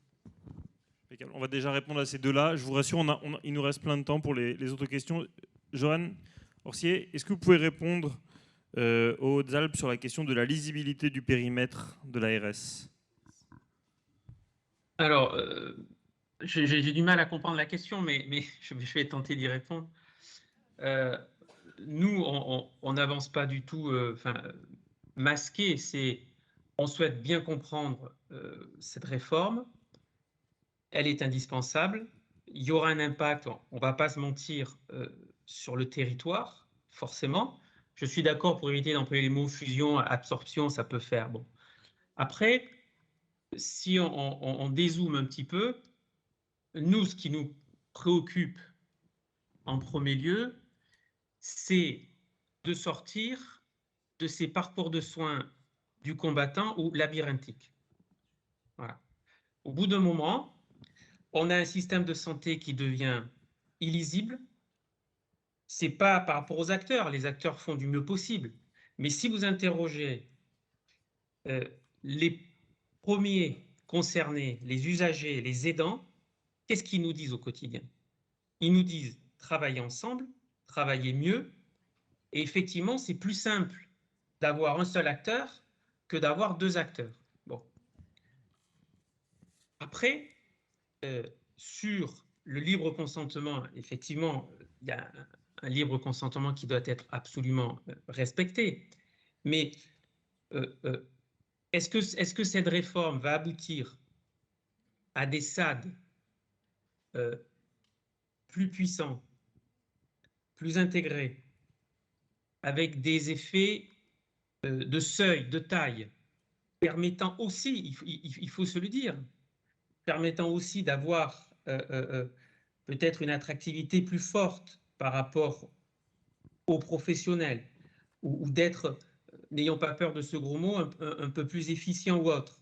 Moi, je ne le sais pas, mais malgré tout, cette réforme-là, elle est faite, elle a été réfléchie par rapport, je le disais, sur l'expérimentation SPASAD, qui est un succès. Et pourquoi ne pas prendre ce succès et le mettre en œuvre d'une manière beaucoup plus forte? Voilà. Donc, pour conclure, moi, les ARS, je ne veux pas parler des ARS, je vais déjà parler de l'ARS Meurthe-et-Moselle. Oui, à un travail transparent, oui, à des rencontres régulières, départements, acteurs, voilà, pour partager les difficultés, pour partager les points où nous dit là, on va dans le bon sens. Voilà, mais nous, encore une fois, notre boussole, comme vous, ce sont les usagers, ce sont les aidants. Et par rapport à ce qui nous remonte, je pense que c'est bien de faire cette réforme. Benjamin, peut-être en complément, il y a eu un mot sur le libre consentement, vous pouvez revenir dessus, mais la notion d'écrémage n'a pas été répondue. Oui, alors bon, sur le consentement, le parcours, écoutez, vous l'avez vu, je pense qu'il ne faut pas non plus trop s'inquiéter. Ça veut dire que simplement il y a un usager qui connaît très bien un autre acteur aurait toujours le droit d'y recourir. Enfin, il faut se représenter ce que ça veut dire. C'est j'entre dans un parcours, j'entre potentiellement avec la partie soins, mais il se trouve que j'ai par ailleurs déjà un acteur à domicile à la maison, je le garde. Voilà. Et donc prenons-le comme ça. Dans la vraie vie, quelqu'un qui entrera, même si ce n'est pas une vente forcée, mais quelqu'un qui entrera dans un premier épisode et qui connaîtra un acteur qui s'appelle un SAD, vraisemblablement, il restera pour l'ensemble de ses besoins s'il est satisfait du service. Voilà, vraisemblablement. Donc ne nous faisons pas trop peur à ce sujet-là. Je pense que vous avez l'habitude de gérer ce genre de contrat qui sera différencié, il sera imaginé vraisemblablement, mais je n'y vois pas de difficulté insurmontable. En tout cas, de mon point de vue, mais voilà, je peux évoluer évidemment si vous me prouvez le contraire. Sur l'écrémage, non, il n'y a pas de sujet d'écrémage. C'est pas l'objectif de la réforme. Enfin, on ne peut pas dire en même temps qu'on a des besoins majeurs pour accompagner les personnes au domicile et se dire, tiens, on va supprimer des services... que la volonté de cette réforme est de supprimer les services. C'est pas vrai, c'est pas du tout la volonté sous-jacente. Ça induit, et vous le savez, vous le voyez, c'est pour ça que vous êtes inquiet, c'est pour ça que vous êtes enthousiaste et inquiet et enthousiaste. Ça crée de la recomposition. C'est différenciant. C'est différenciant. Et donc c'est vrai que ça crée des choses qui sont un peu nouvelles par rapport au monde d'aujourd'hui. On n'est peut-être pas... Voilà, si on reste dans un monde où il y a des autorisations, qui s'appellent improprement d'ailleurs de lit, pour les SIAD. On reste dans ce monde-là. On aurait pu imaginer un monde complètement dérégulé en disant tous les SAD ont le droit de se médicaliser s'ils le souhaitent. On aurait pu imaginer ça. C'était une autre façon de faire potentielle, d'ailleurs très réclamée par le secteur privé lucratif, disant pourquoi est-ce que vous ne nous laissez pas conventionner moi j'embauche une infirmière demain, je la paye bien et elle fait le job. Pourquoi vous m'intéressez de faire ça? C'est une vraie revendication. Ce n'est pas le choix qui a été fait par la représentation nationale. On reste sur ce système de SIAD avec des places autorisées. Ça induit des contraintes fortes dans l'organisation. Voilà. Donc je ne peux pas aller plus loin que ça. Je suis conscient que ça complexifie, que ça recompose le terrain autrement que l'autre option qu'on aurait pu suivre à un moment donné de l'histoire.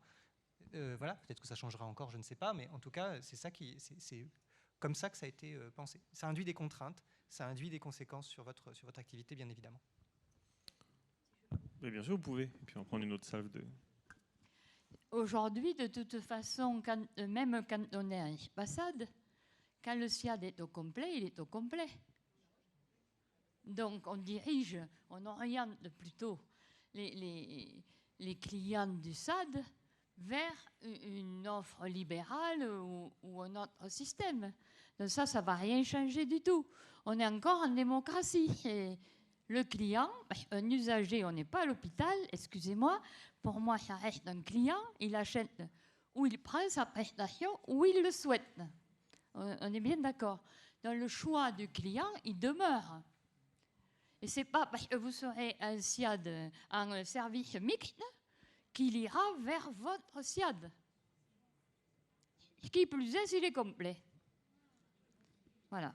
C'est ce que je tenais à dire, parce qu'on a quand même un peu oublié tout ce qui est infirmière ou infirmiers, libéraux, etc. Or, ça reste une offre de soins aussi. Monsieur, on peut en prendre une salve, hein, donc s'il y a d'autres, il nous reste une vingtaine de minutes, dites-moi. Oui, il y en a deux. Allez-y, monsieur. Oui, bien sûr. Bien. Olivier Savier, directeur de la Fédération Seine-Maritime. Alors, je veux juste réagir sur 2 points. Moi, je suis convaincu que si les personnes elles veulent toutes rester au domicile, c'est bien parce qu'il y a des aides à domicile qui interviennent. C'est le socle principal pour que les personnes puissent rester au domicile. Donc, tout à l'heure, on disait l'ADMR fait peur. Bon, je pense que l'ADMR est surtout présent. En Seine-Maritime, je vais donner l'exemple. Bon, on peut prendre 25% des personnes les plus fragiles et on a les 43%, c'est GIR 1 et 2. Donc on a les cas les plus lourds de tout le département, sur tout le département, parce qu'on va là où tout le monde ne va pas. Et le département a bien compris et il nous soutient parce que c'est grâce à ce réseau que toutes les personnes peuvent rester.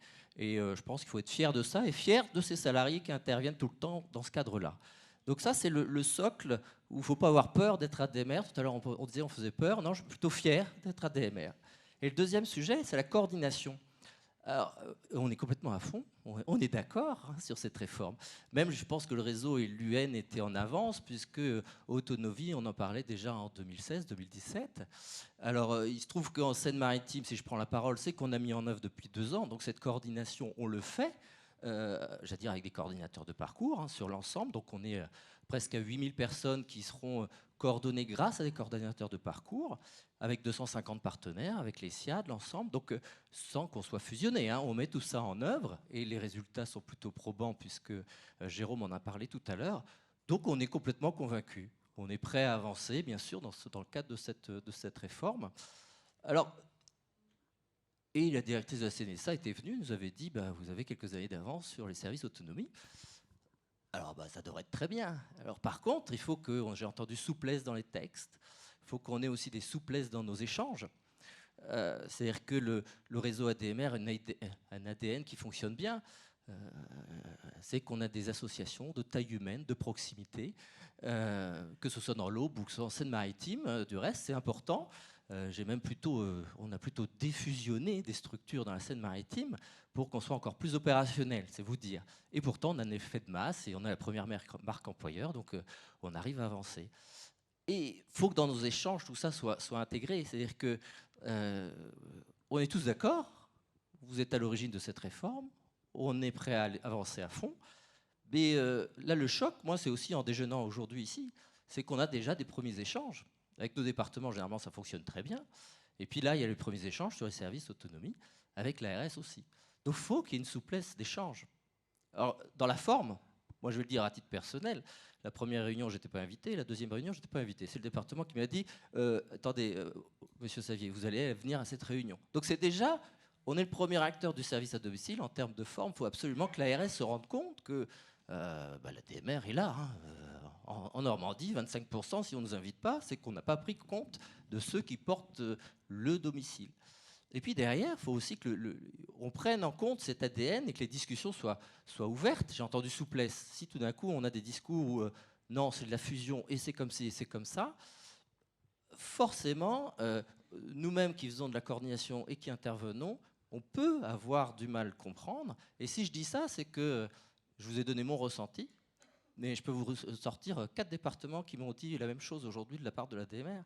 Donc c'est que les premiers échanges avec l'ARS, j'espère que ça sera positif dans l'aube sur cet échange, mais je compte bien sur Philippe Pichery pour avancer comme ça avec la prochaine responsable régionale de l'ARS. En tout cas, voilà, il faut que ces échanges ils soient bien dans la forme, où on se comprenne et où notre ADN est compris, parce que sinon, le volet, quand l'UN nous dit potentiellement il peut y avoir les autorisations portées au niveau fédéral et qu'on puisse avancer sur des SIAD mixtes d'un côté, etc., est-ce que tous ces messages-là, tous ces échanges ont lieu jusqu'aux ARS locales? Donc ma question c'est, est-ce qu'on peut avoir de la souplesse dans le cadre de nos échanges, que la souplesse du premier acteur quand même du domicile, qu'on n'est pas là pour casser quelque chose qui marche, et bien l'adapter, parce qu'on est tous dans le même objectif, parce que travailler avec les autres acteurs, moi j'ai aucun souci. Il faut juste qu'on ne perde pas notre ADN, et tout ce qu'a évoqué Madame Daguin, et se dire que le bénéficiaire c'est le centre de notre préoccupation, il n'est surtout pas question de casser ce qui fonctionne pour ce bénéficiaire. Voilà, je ne sais pas si je suis clair dans mes échanges, mais c'est aussi une réaction pour que vous sentiez ce que... Là, je cite 4 directeurs de fédération avec qui je viens de discuter, où les premiers échanges ne sont pas aussi souples que ce qu'on évoque aujourd'hui. Elle est bien notée. Rassurez-vous, on va vous répondre.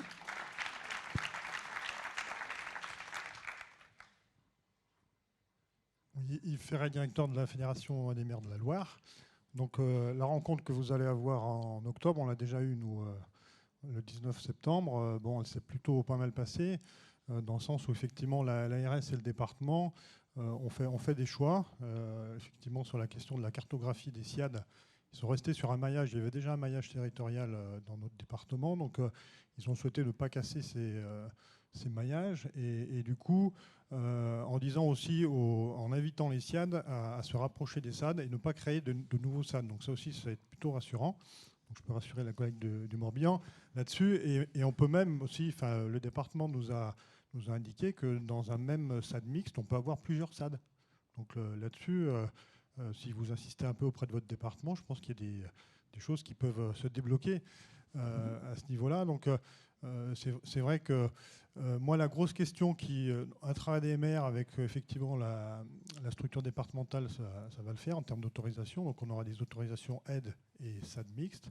La grosse question, c'est effectivement comment se marier avec des SIAD publics et de faire des fusions avec des SIAD publics. Là j'avoue que j'ai un petit point d'interrogation de savoir comment on va, en termes de stratégie, arriver à faire ces fusions. Alors on parle des GCSMS, je ne sais pas si c'est la meilleure formule. On parle de membres associés, mais membres associés, ce n'est pas une fusion. Donc voilà, ça c'est mon gros questionnement. Alors, on va vous répondre. On peut peut-être prendre la première. Philippe Pichery, quand vous... Sur la question des échanges formels et souples, est-ce que quand vous allez à l'Assemblée des départements de France, vous parlez à vos homologues des autres conseils départementaux en leur disant d'ouvrir la porte au premier acteur d'aide à domicile ? Alors, je vais vous répondre très simplement. C'est une question qui n'a pas fait l'objet à ce jour de discussion. Il y avait beaucoup de sujets de grande actualité, mais je vais en parler avec Frédéric Bierry et Olivier Richefou, mes collègues qui animent les commissions qui sont concernées à l'ADF, pour que très rapidement, effectivement, l'ADF se saisisse de cette question. Oui, bien sûr.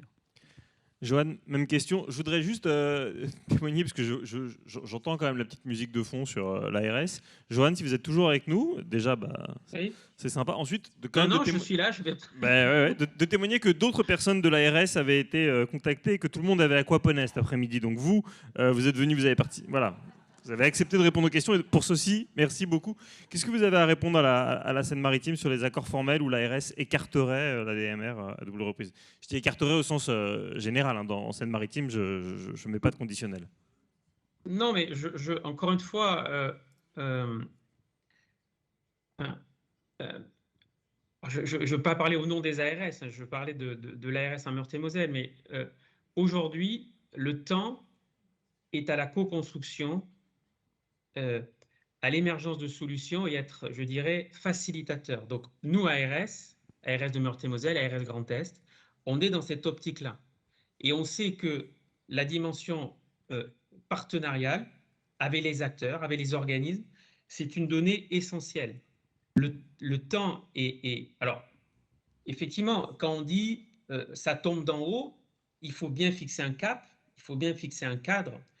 Mais aujourd'hui, il y a un terme qui revient beaucoup, c'est la territorialisation de la santé. Qu'est-ce que ça veut dire au final, territorialiser la santé? Bon, moi j'en ai une première, enfin je peux vous livrer une réflexion, c'est il faut un cadre, il faut un cap, parce que sinon, mais ce sont les spécificités territoriales, on l'a dit, les cas précis, faire preuve de souplesse, intégrer les personnes. Après, une fois que le dialogue se noue, ben, il y a forcément dans cette temporalité, dans ce séquencement, des moments plus ou moins difficiles. Mais l'ARS n'a pas on a pour vocation à être au plus près des acteurs, au plus près de l'ADMR, comme des efforts de soins, et être transparent. Donc, moi, je regrette si effectivement, dans d'autres lieux, le sentiment est donné que l'ARS n'est pas assez souple, n'est pas assez bon. Mais en tout cas, ce n'est pas notre état d'esprit. Et avec le département, avec les acteurs, intégrés, parce que là, c'est une réforme complexe. Et parce qu'elle est complexe, ben, il faut additionner cette intelligence collective pour le territoire et pour les usagers. Donc voilà, moi je ne peux pas en dire plus que ça, mais nous, notre fil conducteur, et Monsieur Lucien le sait, c'est forcément, que ce soit ADMR ou d'autres opérateurs, c'est de convier au dialogue, d'échanger, de faire cette cartographie, de voir les risques, de voir les opportunités et d'apporter cette souplesse qui est nécessaire parce qu'on est maintenant sur le bassin de vie, sur un territoire de santé, sur un secteur. Donc, on est, nous, notre rôle de DT, c'est vraiment d'être proche et d'impulser cette dynamique-là avec les acteurs. Jean-Marc, un témoignage, et puis ensuite, monsieur. Oui, alors Vincent, justement, tout à l'heure, on m'avait dit, c'est quoi la particularité spécifique géographique de la Meurthe-et-Moselle? Oui, on a une frontière avec la Belgique, le Luxembourg et l'Allemagne, et ça rend les RH encore plus tendus qu'à certains autres endroits, même quand on a un département comme le département de Meurthe-et-Moselle qui est vraiment à l'écoute et en pointe. L'ARS 54, alors moi je vous souhaite tous d'avoir cette implication parce qu'effectivement, suite à ces crises, Joanne Lorcier l'a dit, l'ARS se préoccupe de l'amont, de l'aval, de l'aval, et on a été conviés, les SAD ont été conviés immédiatement aux cellules qui ont été hebdomadaires, hein, territoire par territoire, sur toutes ces problématiques de tension RH. Et là, pour le coup, on a une ARS qui sait ce qu'est un SAD, l'importance que ça a. On a aussi le conseil départemental qui est invité, et par l'ARS et vice-versa. Et je voulais quand même ressouligner la chance que cette réforme, elle est moderne, Jérôme l'a dit, mais c'est une chance inouïe parce que pour la première fois, on rapproche l'aide, l'accompagnement et le soin. Et en fait, c'est une opportunité absolument formidable de pouvoir avoir demain le regard de ceux qui pilotent la santé sur l'importance vitale de ce qu'est la prévention. Et donc, là, on comprend que plus on va intervenir en amont, plus on va limiter les impacts pour les urgences, l'hôpital, et limiter les impacts pour la santé de la population. Et c'est important parce que Madame Daguin l'a dit, il y a à peu près 20-25% de public commun entre SIAD et SAD. Mais évidemment, ça veut dire quoi? Ça veut dire qu'en Meurthe-et-Moselle, il y a 7000 personnes qui ont l'APA à domicile et il y a 1400, un peu moins de 1400 places de SIAD. Donc vous voyez le rapport, c'est 20-25%. Évidemment, c'est le public auquel il faut prêter la plus grande attention puisque c'est le public le plus fragilisé et c'est celui qui peut le plus fragiliser les aidants. Je voudrais donner un chiffre, c'est un chiffre inquiétant. 1/3 des conjoints aidants décèdent avant l'aider. C'est terrible et on comprend, c'est sociétal, mais c'est aussi même économique, c'est-à-dire ne pas vouloir soutenir et aider les aidants, mais c'est se préparer à des catastrophes parce que quand l'aidé se retrouve seul, ben là c'est l'établissement et des coûts monstrueux. Je dirais quand même que maintenant que la prévention peut prendre le pas, il faut parler de réformes ambitieuses. et c'est vrai, on l'a dit, mais il y a des pistes, la ministre l'a dit ce matin, elle a parlé de temps de lien social. Le président de la République l'avait déjà évoqué pendant la crise Covid en disant, même si c'est le PLFSS 2023 qui s'applique en 2024, 2 heures de plus par plan APA par semaine. Ça paraît rien. Moi, j'ai fait le calcul. On accompagne 3500 personnes qui ont l'APA. Vous imaginez, c'est la moitié des heures, c'est 100 000 heures. Et 100 000 heures, ça permet demain de faire ce que Mme Daguin dit, d'améliorer la qualité de vie au travail, parce qu'on pourra avoir des équipes du matin et des équipes d'après-midi-soirée.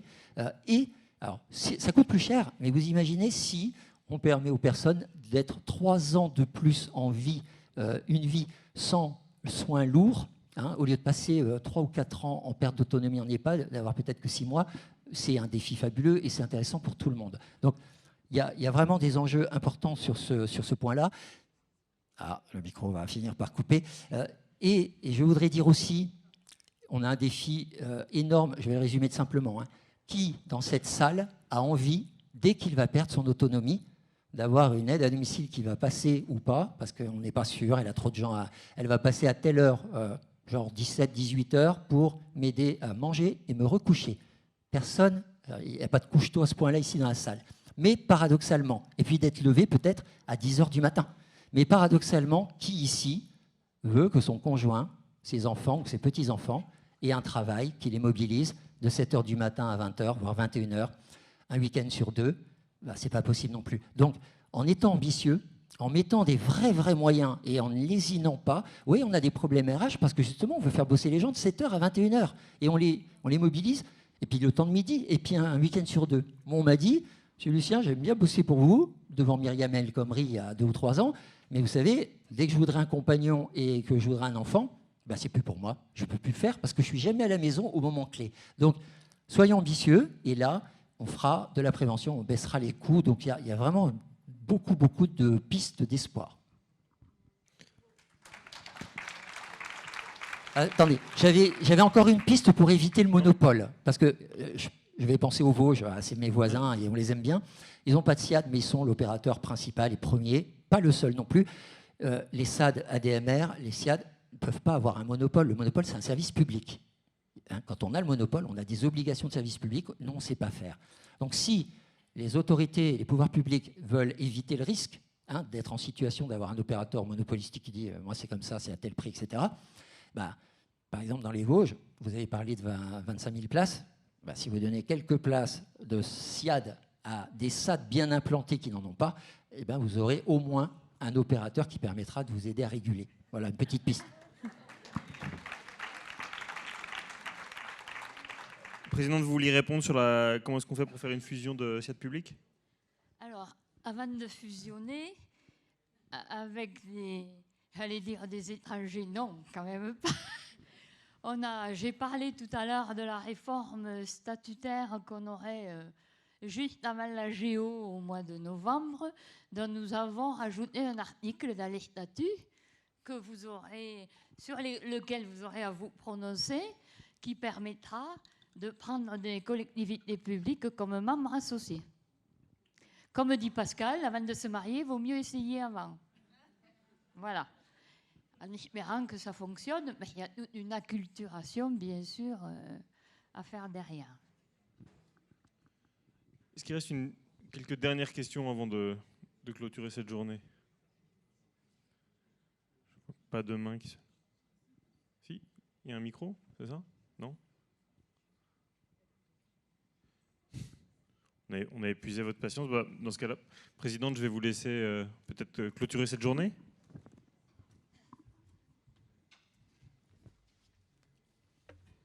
Celui-là, je n'ai pas besoin.